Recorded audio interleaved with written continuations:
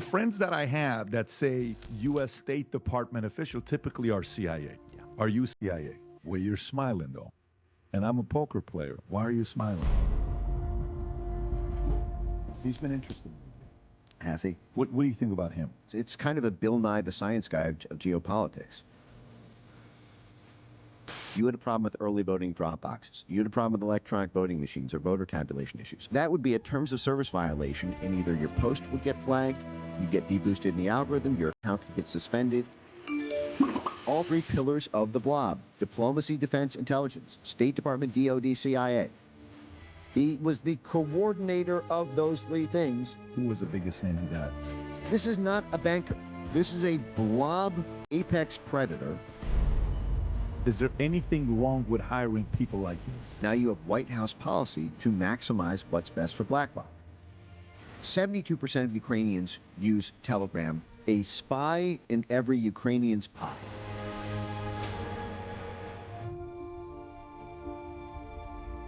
Michael Benz, executive director of the Foundation for Freedom Online, has expressed concerns regarding potential challenges to Donald Trump's eligibility for the future elections due to the events of January 6, 2021. He has highlighted discussions among some legal scholars and political figures about invoking Section 3 of the 14th Amendment, which prohibits individuals who have engaged in insurrection from holding public office. Benz argues that such measures could be used to prevent Trump from assuming office even if he were to win an election, raising questions about the intersection of constitutional law and electoral politics. He reveals what could be the Democrats' final maneuver to prevent Donald Trump from securing the presidency.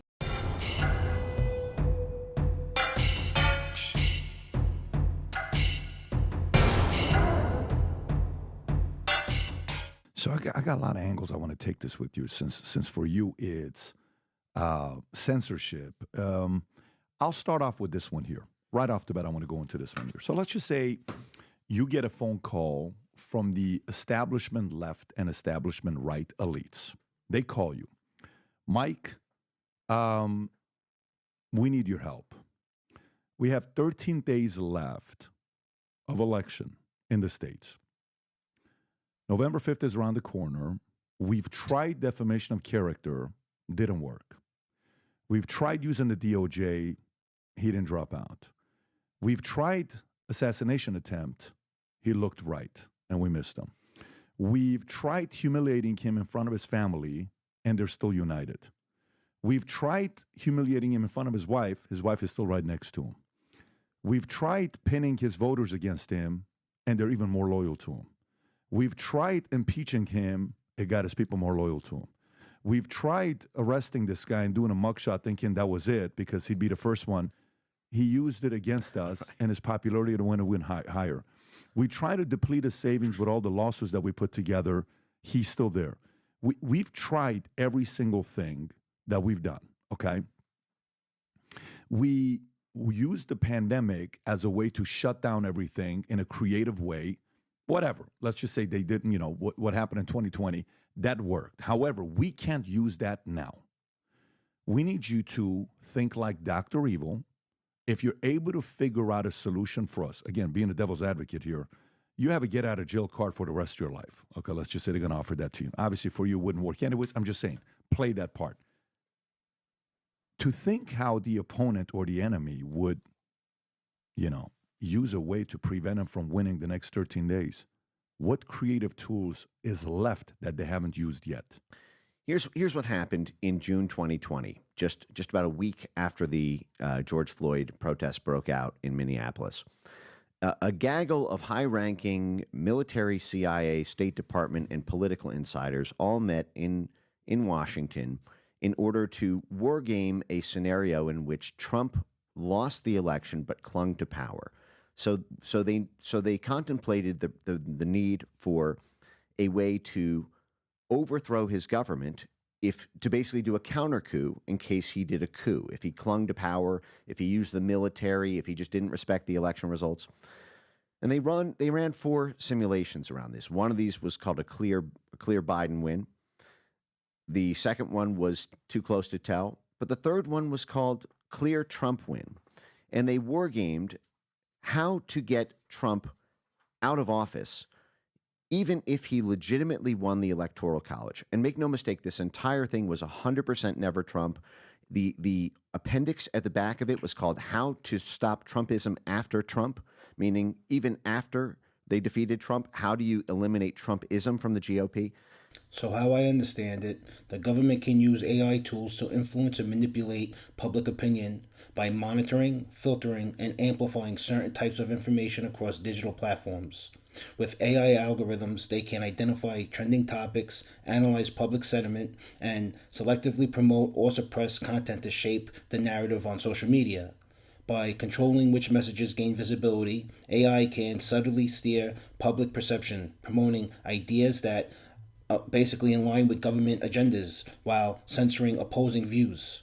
Over time, this will create a controlled information environment where people are more likely to accept and internalize government-endorsed viewpoints without realizing they're being manipulated. Now, here's how diabolical this plan was in 2020. So 13 times in the 17-page document, they call for a need to take to the streets to control perceptions of public legitimacy, to censor the internet so that perceptions of a Joe Biden illegitimate presidency would be minimized. At the time, they were already contemplating that the only way Joe Biden could win would be through what they called the red mirage blue shift, that Trump would win on election night, but it would be a red mirage because it would shift blue as mail-in ballots were counted and states would flip.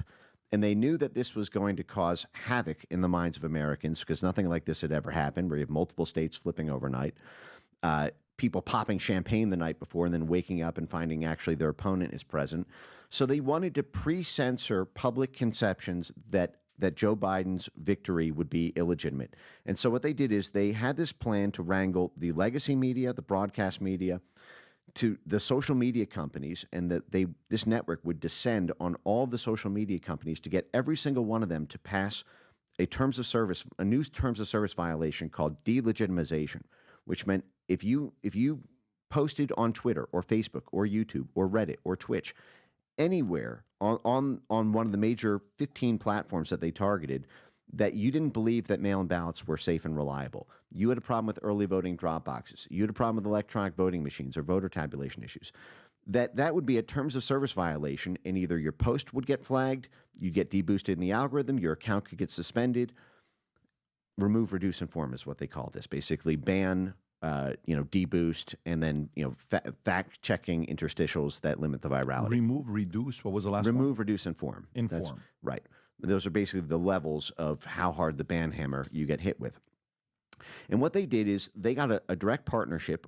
This is one of the groups that was operating sort of parallel to TIP, was a group called EIP, the Election Integrity Partnership. They had a formal partnership with the Department of Homeland Security, and they targeted tens of millions of tweets. They said, 2.5 million or something for Stop the Steal. They bragged on tape about setting up the tech platforms to be able to take stuff down quickly.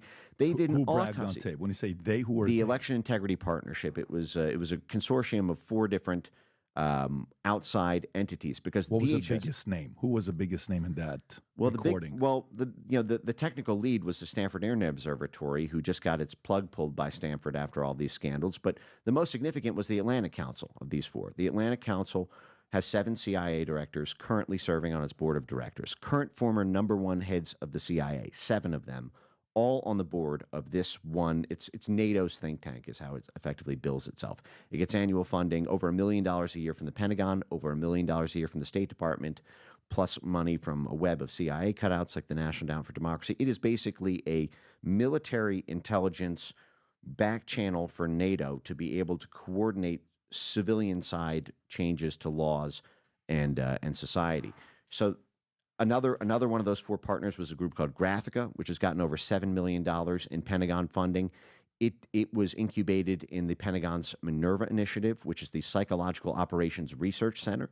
So there's a literal Pentagon psyops firm. And previously, this same network had done all these training sessions to hundreds of journalists about how to flag Trump tweets. If he just when he tweeted witch hunt about Russiagate, they would train journalists.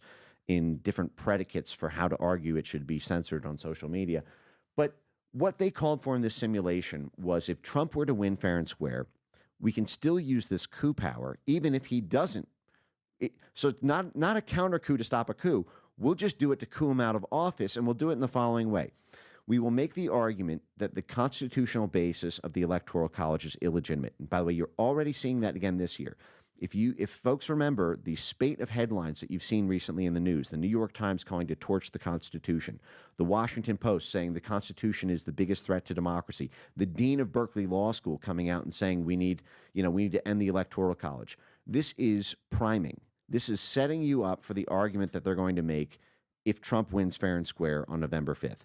Now, what they did is they said simultaneous with this legal argument that we are going to argue that the popular vote should determine the election instead of the electoral vote, we're going to destabilize the country and inflict so much pain on people's day-to-day life, so much pain on the governance of the system that people are going to clamor effectively for the easy way out, which is going to be this popular vote method. And they had a few ways that this war game went through doing that.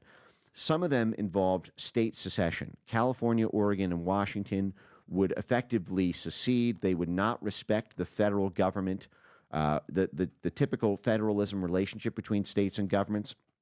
So you would have the governors come out and effectively secede. They would form this alliance. You would have, and very importantly and significantly on screen here, you're seeing. Guys, I can't express enough that this election holds unprecedented importance for the future of American democracy and the freedoms that define our country. The evidence suggests a coordinated effort by powerful entities to preemptively shape perceptions, manipulate social media, and even undermine the electoral process itself, all to sway the public opinion and delegitimize any potential Trump victory. This orchestrated plan, which stretches from media partnerships to alliances with the intelligence-backed think tanks, reflects a deep-rooted commitment to control not only the presidency, but also the very structure of our democracy by promoting an agenda to sideline the Electoral College.